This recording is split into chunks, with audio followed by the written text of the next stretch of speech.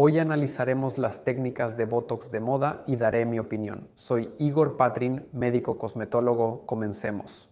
Les recuerdo que el Botox y sus análogos son medicamentos que relajan la musculatura facial y muscular en general. Clásicamente, el Botox se utiliza para relajar las arrugas de expresión en el rostro, ya que al desactivar la musculatura, simplemente estira la piel y las arrugas se vuelven menos notorias. Esto funciona para muchos y da buenos resultados, aunque tiene limitaciones.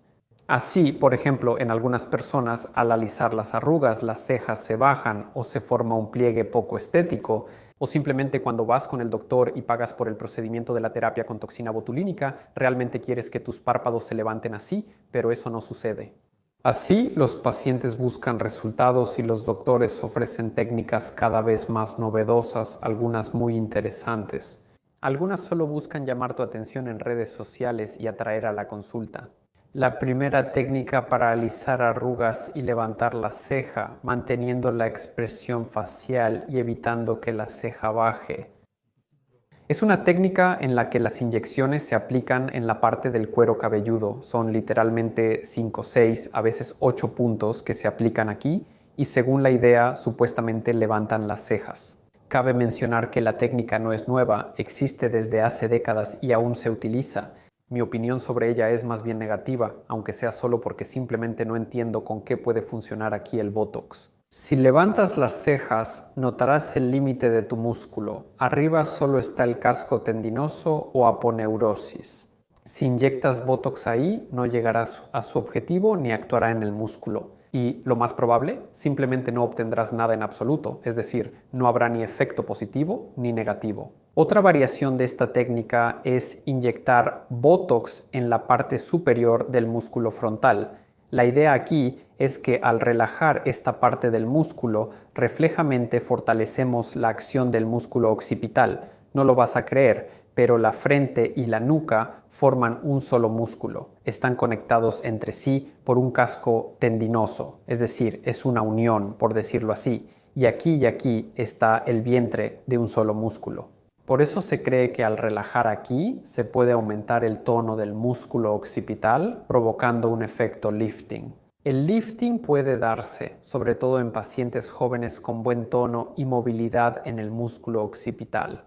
También es importante que exista una aponeurosis móvil en la parte velluda de la cabeza, de lo contrario este movimiento no se logra, yo casi nunca lo hago así. Porque mucho más a menudo, en lugar de un lifting, obtenemos un aplanamiento de la parte superior de la frente, es decir, simplemente se vuelve plana y esta parte se engrosa, mientras que las arrugas también permanecen.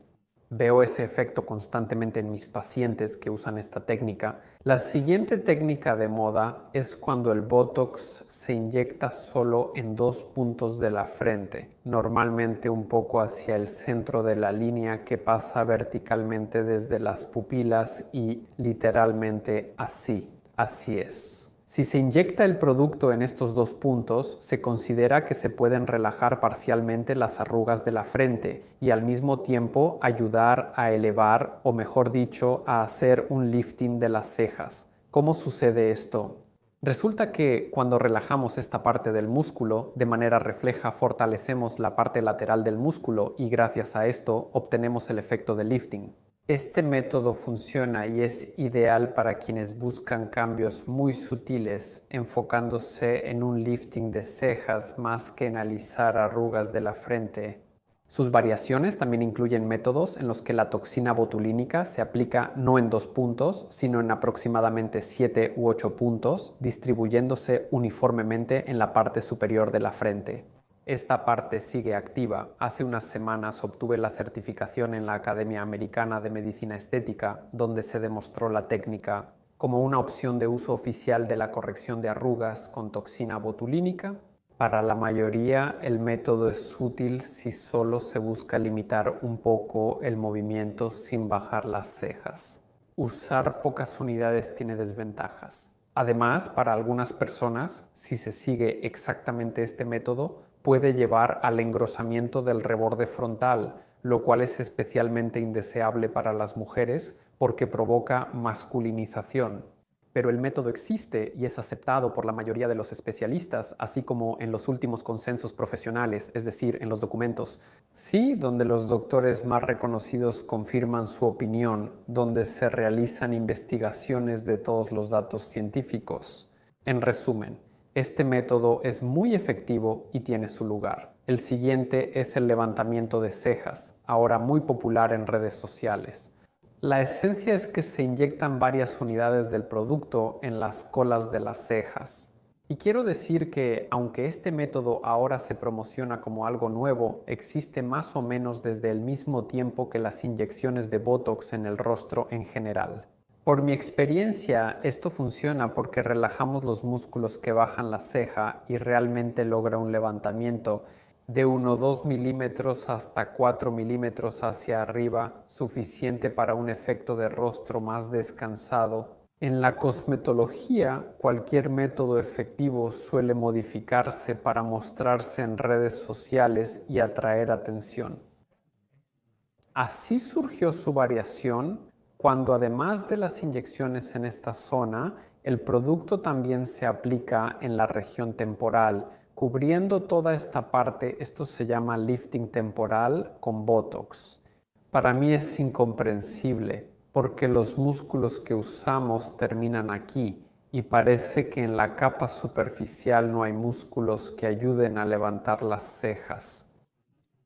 Pero al mismo tiempo en la profundidad tenemos el músculo temporal y si el producto entra en él, se produce una depresión en las sienes. Esto no rejuvenece, sino envejece, ya que las sienes hundidas no lucen bien.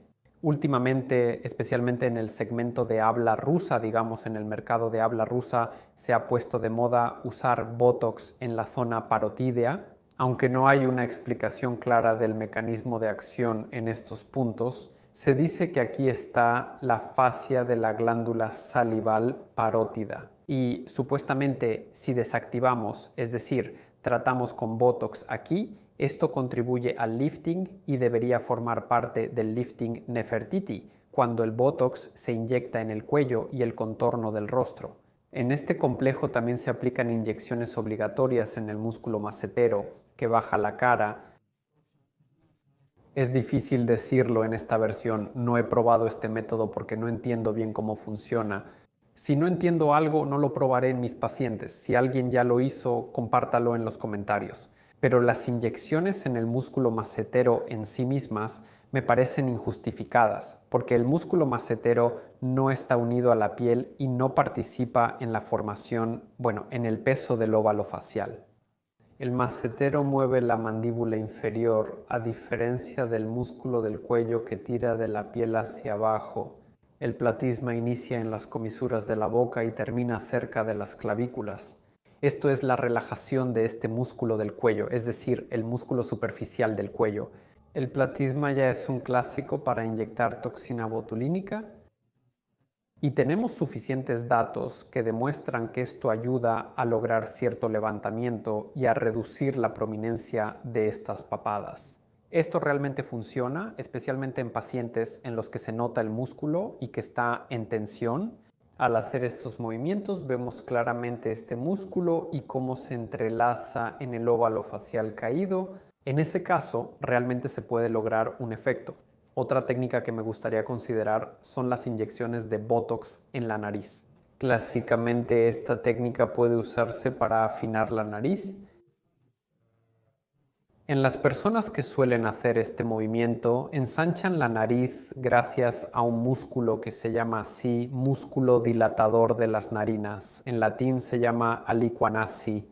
En esas personas realmente se puede lograr el efecto, pero naturalmente esta técnica se modifica. Y ahora se utilizan técnicas en las que se inyecta Botox en toda la superficie de la nariz para estrecharla, es decir, no específicamente en el músculo, sino que con la técnica de multiinyección se infiltra toda la nariz.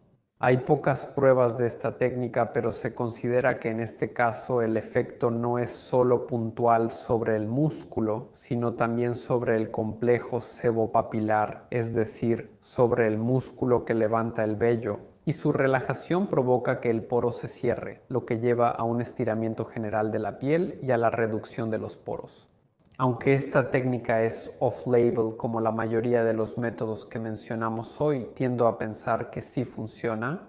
Ayuda a mejorar la textura y reducir el tamaño de la nariz, porque en primer lugar el músculo es bastante ancho y no siempre se logra neutralizar con una sola inyección. Y en segundo lugar, la reducción de los poros en la nariz es un efecto bastante deseado para la mayoría de las personas. Nuevamente, por mi experiencia, quiero decir que muchos doctores también aplican inyecciones. Aquí está muy cerca del pliegue nasolabial y este es el lugar donde se entrelaza el músculo que eleva el labio superior y su relajación provoca que el labio simplemente cuelgue hacia abajo y esto se ve poco estético al hablar o sonreír, especialmente si de por sí al sonreír el labio cubre la hilera de dientes. Entre las técnicas de moda, ahora se aplican inyecciones en la zona occipital para levantar la ceja, relajando el músculo y provocando tensión refleja. Pero yo absolutamente no entiendo cómo eso puede funcionar porque parece que justamente el músculo occipital es el que debería jalar el cuero cabelludo hacia arriba. El método tiene seguidores, pero recibe más críticas, por eso no lo he probado. Hay muchos más métodos que podemos analizar juntos en próximos videos. Por ejemplo, el Trap Botox es la aplicación en el músculo trapecio. También hay Botox en el músculo de la pantorrilla, Botox en el músculo del talón, que supuestamente ayuda a usar tacones de manera más cómoda. Eso es otro tema. Si les interesa, coméntenlo. Por hoy es todo de mi parte.